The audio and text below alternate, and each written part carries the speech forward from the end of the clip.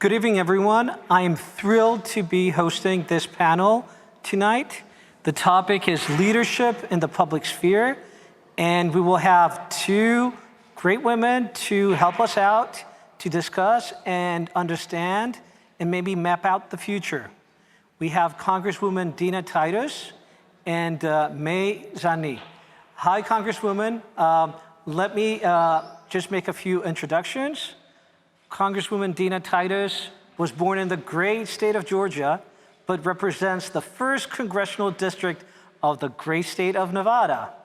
She was a professor for 30 years at UNLV, but not just a professor, a very popular professor, and has the awards to prove it. And also it comes with a turf. I should know professors write books, so she's also an author. A Greek American as well, a prominent Greek American, has been representing the first district since 2013, has a long list of affiliations, and if I just read them out, that would be the end of our session. So let me just say we're really thrilled and honored to have you from a distance, and hope that you will be here in person soon enough when we're done with this pandemic.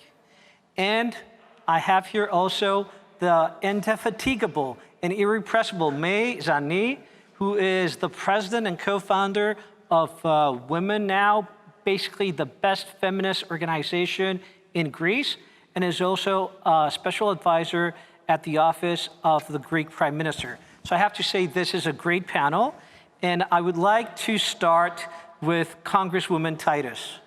A few days ago, and the world was watching, President Joe Biden celebrated 100 days in office.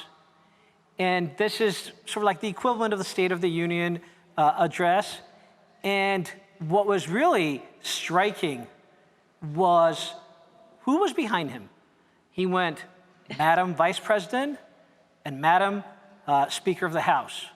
Two women, and actually the next two in line to become president, right behind the President of the United States.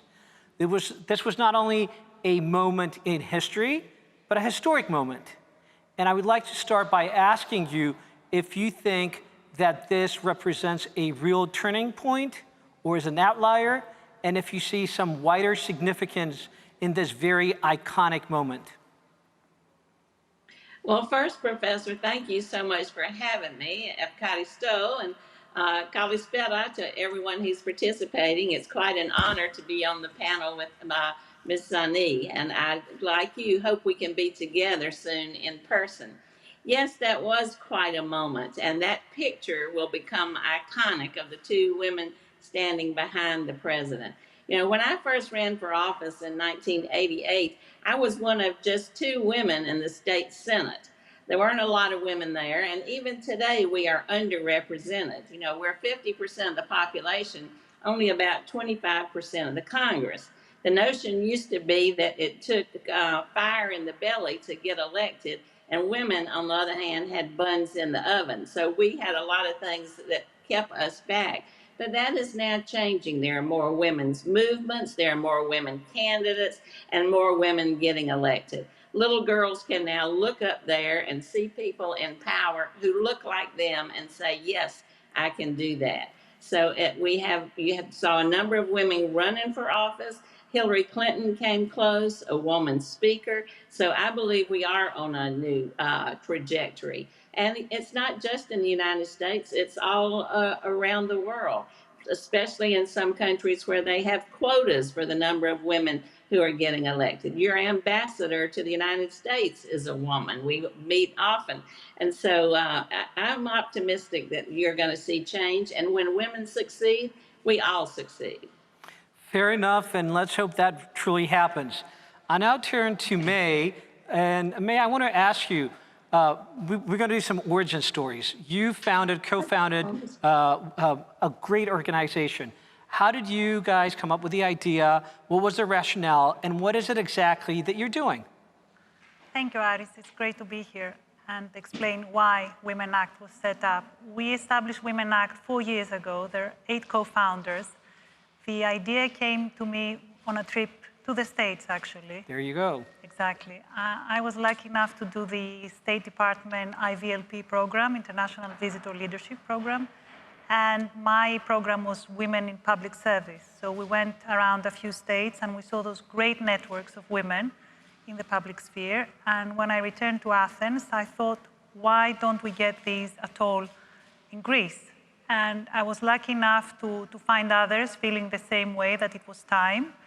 And here we are now. 4 years later, we have hubs in Athens and outside, in Thessaloniki and Kavala. We have our champions, and I'm grateful that you're one of them, actually.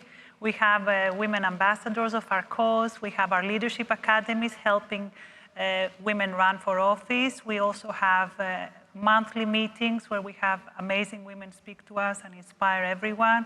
We have our mentorship program, and on and on. I'm really grateful that it's gone so well, but then again, the situation in Greece is one where women are still underrepresented. Congresswoman Titus, what was your initial motivation to get into politics? And how has your gender actually played a role in all of this, if it has?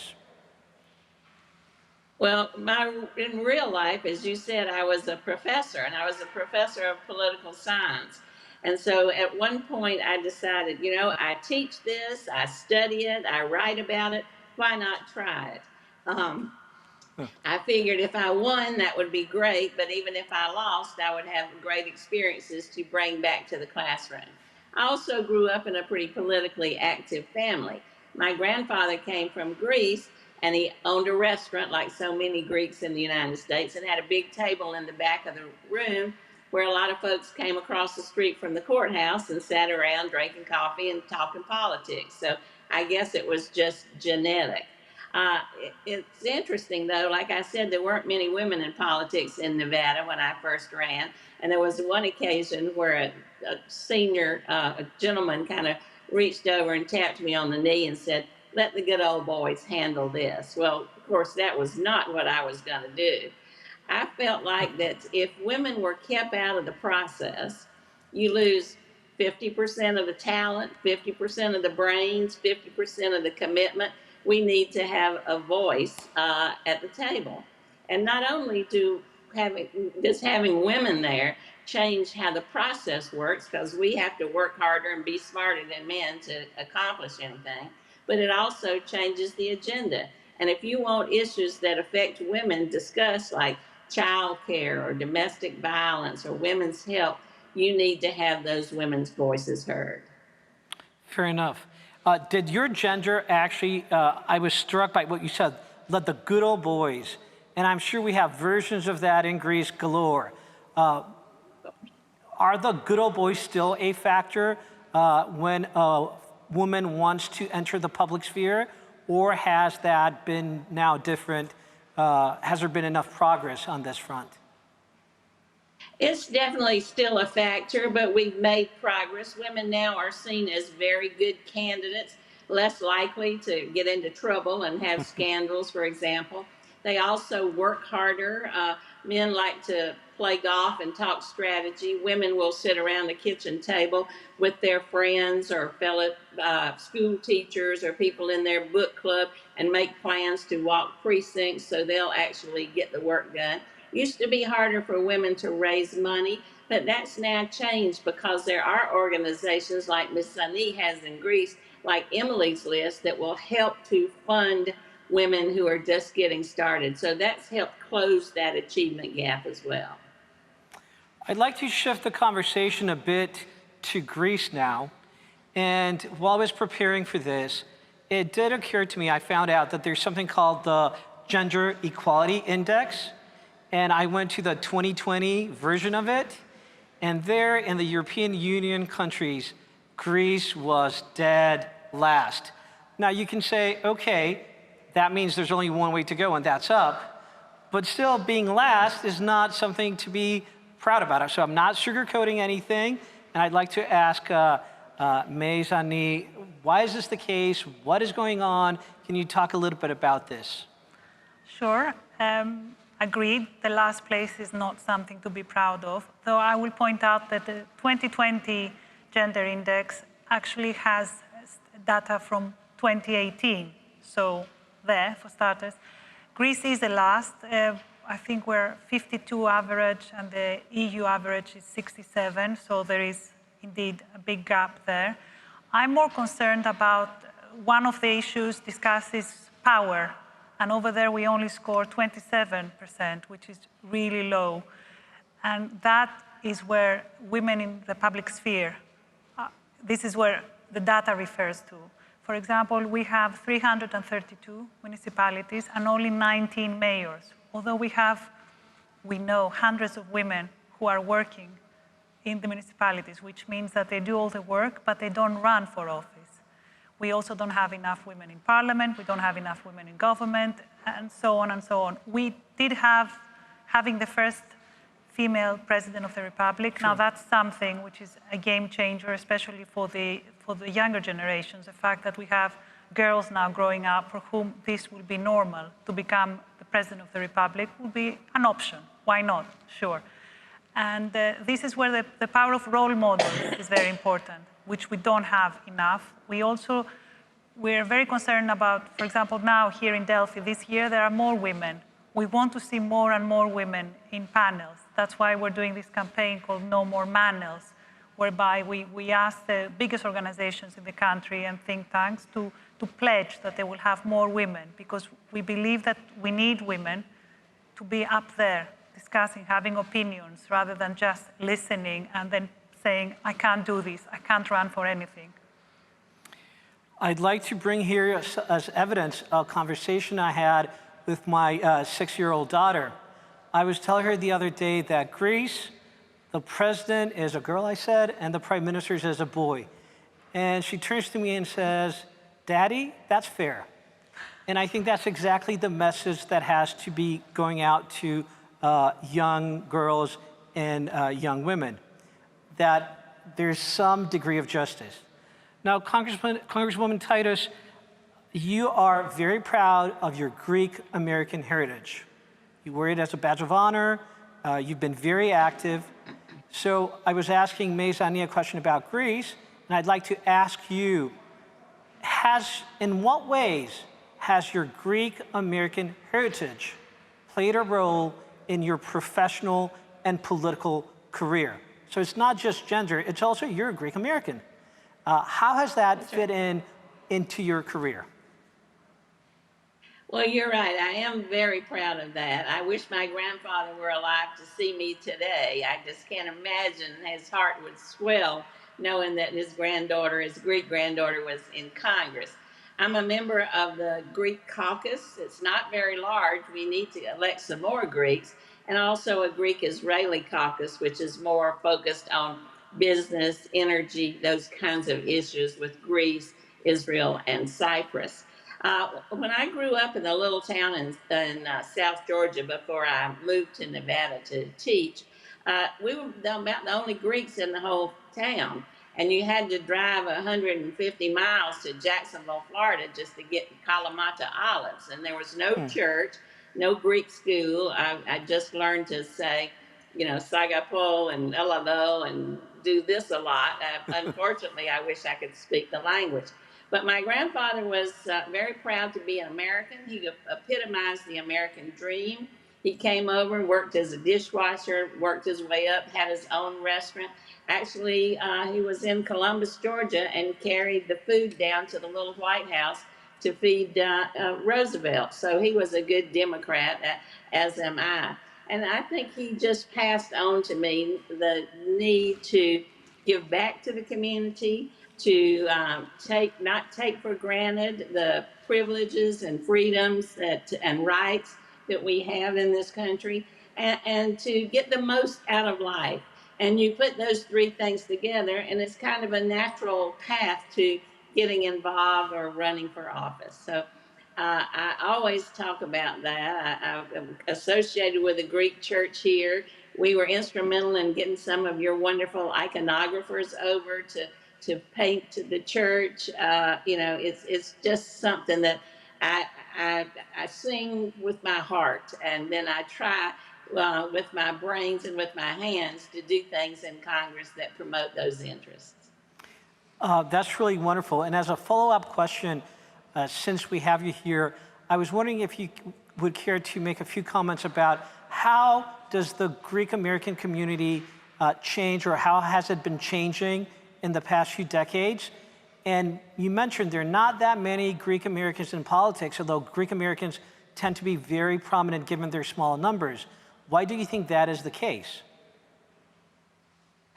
Well, they are certainly involved in politics, even though they don't run for office. The Greeks are very successful in this country. Some of your top business officials in the corporate room, boardroom, are Greeks. You see that with the Pfizer company that just developed one of the vaccines is Greek. And they often are sponsoring or helping not just the church and their own community, but political leaders. I am so delighted that Joe Biden is president and has a long-standing relationship with Greece. And in fact, they call him Bidenopoulos because he feels that way. And I'm optimistic that we will see some policy coming out of this State Department, this administration, that will help us in some of the conflicts that Turkey is causing in the Mediterranean area, Aegean area. And I think we all applaud, and we were very much happy with the recognition of the Armenian genocide for the first time in American history. That was a truly historic, moment and decision. Turning now to Zanni and about the Greek situation. Wearing one of my other hats a couple weeks ago, as president of the Council for Foreign Relations Greece, we hosted the governor of the Bank of Greece. And one of his arguments was, listen, Greece has to have a 3.5 average growth rate until 2032, and then we're out of the woods. Okay. And he said, but to do that, we absolutely have to get more women into the workforce. We're not going to reach our targets unless more women actually enter the workforce. And they're not doing it.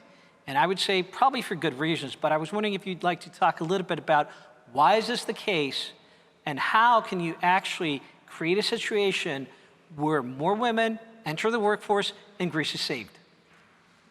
Thank you, Ari. Sometimes I think there's a parallel there. Not many women actually enter politics too. So I'm thinking, what is keeping them from doing all this, from fulfilling their potential everywhere in all spheres of Greek life? I would say there cannot be an equality outside the house if there is an equality inside the house.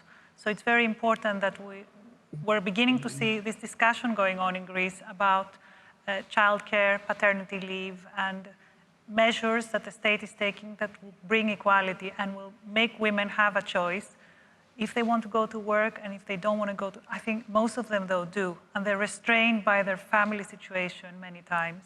So it's important that we acknowledge this, and then you're right, 52% of the population in Greece is female, and we're losing a lot of talent by not providing them the tools for them to go out there and grab whatever position in life they want to have. So let's hope that changes. Congresswoman Titus, please now help us understand a little bit about what is changing in the American public sphere when it comes to women. I think it's fair to say that the public sphere is not just politics, but includes leadership in academia, leadership in business, leadership in all sorts of fields. And how do you view the changes when it comes to women in America in leadership roles, not just politics? Are there still glass ceilings? And let me be very specific. I'd like you to take out your crystal ball and answer the following question. Will we see a woman become finally a president of the United States of America soon? Well, that is certainly a glass ceiling that needs to be broken. We are doing better in all those arenas. Right now, there are more women going to law school, for example, and medical school than there are men. But we still lag behind at the top of those organizations. We're making inroads, but we're not sitting at the head table. So there's a lot to be done. And I agree with Ms. Zanni, you have to have policies that contribute to that equality. And perhaps that is an investment in girls studying STEM courses, for example. Math and science tends to be boy courses. Let's see what we can do to encourage young girls to study those fields, because you can't start too early. Let's have opportunities for childcare so women can get out of the home and get into positions or go back to school. We see in politics that women run for office at a much higher age than men, because they have to rear their children and get them out of the house before they have the luxury of doing something like that. But indeed, if you look at the numbers, the statistics show that we are doing better, but we have a long way to go. As far as being a woman president, I absolutely think that will happen. It almost happened with Hillary Clinton. Now you have a woman vice president, and that is very often the stepping stone to becoming president. You have more women in this cabinet than ever before. Joe Biden said, I'm going to make the cabinet look like the country, and that included appointing a number of women, different racial, ethnic minorities, transgender, even woman head of the one of the healthcare divisions. So there are more women in the position like that as a stepping stone, more women governors and legislatures. Actually, the legislature in Nevada made history in the last election as the first state legislature to have a majority of women in both houses. And what a step that is from when I first ran. We've also got a lot of outstanding women in the Senate, some who ran last time, Amy Klobuchar, Elizabeth Warren. They're not going away. They are making noise. And these young women are getting more active in organizations on the ground. A lot of grassroots movement. You saw the day after President Trump was elected, that women's march with millions of women around the country turning out. Once they get energized, they don't crawl back in the house. They get out there on the front lines. So now I have a question for both of you.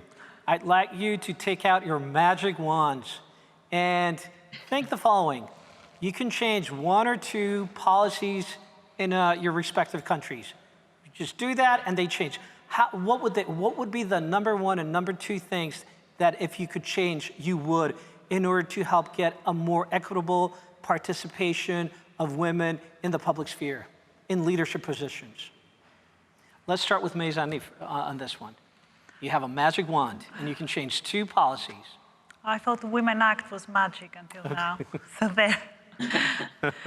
Let's say, I would say that already some policies are in place, but I would like to see more women on board, because I don't think boards of directors have enough women right now. And that would establish them as leaders, at least in the business sector. And then when it comes to public sphere, I cannot ignore politics. So I would like to see policies specifically designed to have women elected, not just run for office, because running for office is something which is still happening. We have a 40% quota here, but they don't get elected. And that's what we want to see, more women elected everywhere. Okay. Congresswoman Titus? Well, I believe that at the top of the list would be paid family leave. We are the only country among the modern industrial world that doesn't guarantee paid family leave, so that a woman who is working can take time off to have a baby, to adopt a baby, to care for, or not just a woman, but a man too, care for an elderly family member, a parent, because women are kind of that sandwich generation. They end up taking care of the children and taking care of the parents.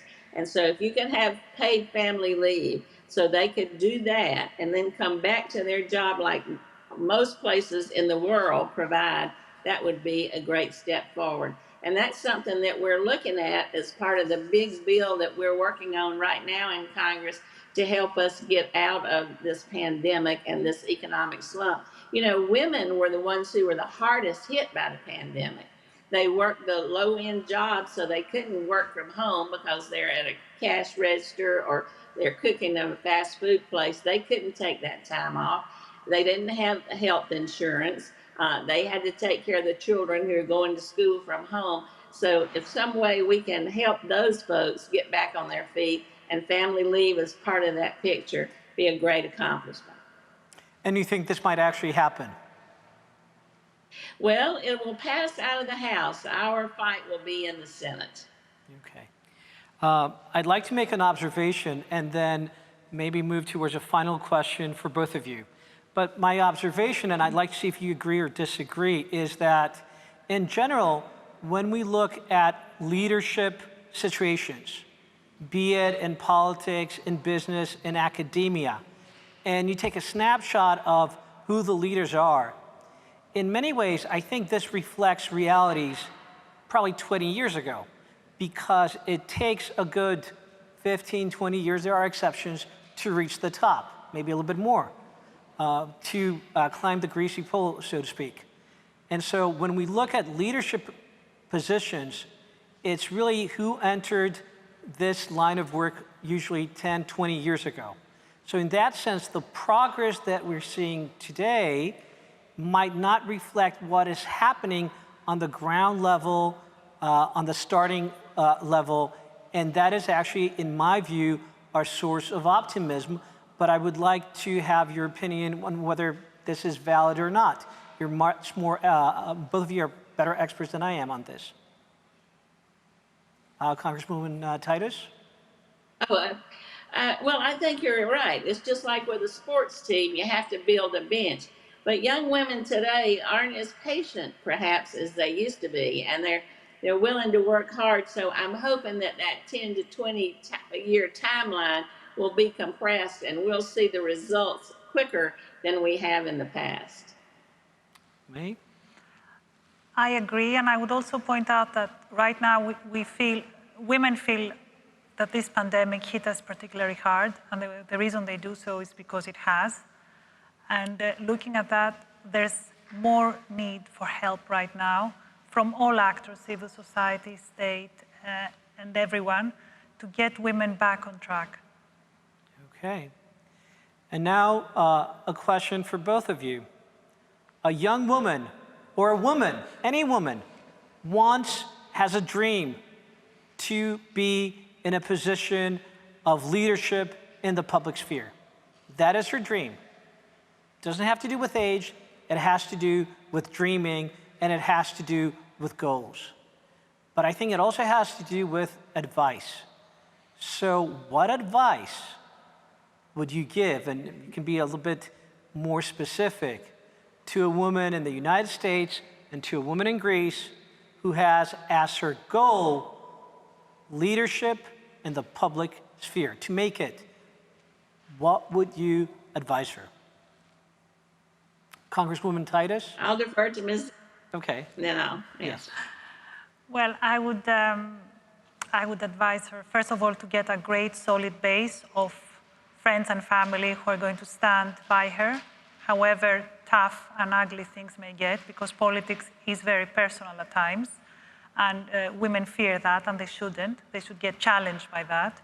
I would also say that they shouldn't be afraid to ask for more, ask for mentors, ask for funding, ask for help of whatever kind.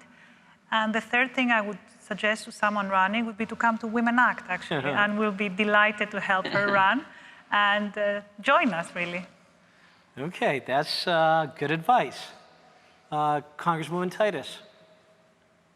I agree with all of those things. I think that's exactly right.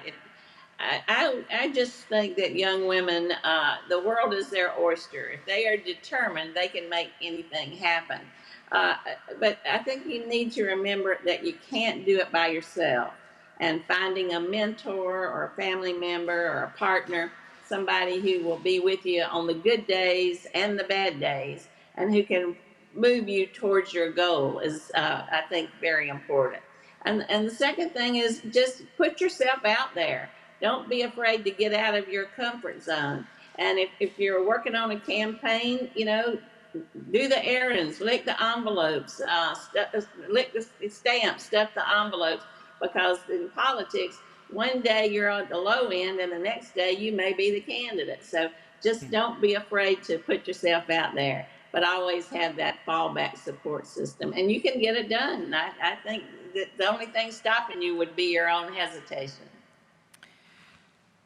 I'd like to conclude this session with some thinking about the United States. The United States is exceptional in the sense that what happens there has consequences and reverberates throughout the world. The world is actually watching the United States far more than other countries.